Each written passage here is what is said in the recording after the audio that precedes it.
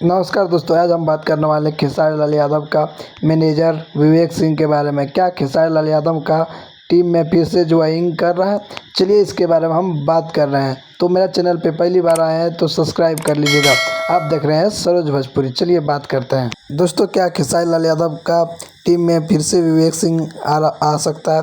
क्योंकि social media में पूरा ही वायरल हो रहा है कि विवेक सिंह फिर से आ रहा है खेसारी लाल यादव का टीम में।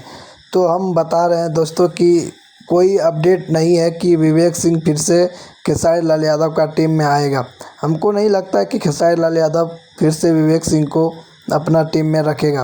रख भी सकता है खेसारी लाल यादव विवेक सिंह को अपना मैनेजर, क्योंकि पब्लिक की डिमांड बहुत ज़्यादा है कि खेसारी लाल यादव जल्दी से जल्दी विवेक सिंह को अपना मैनेजर बना लिया जाए। क्योंकि खेसारी लाल यादव का कोई भी गाना चल ही नहीं रहा है। 1 मिलियन व्यूज़ लाने में तो ये 2 दिन लग जा रहा है खेसारी लाल यादव को।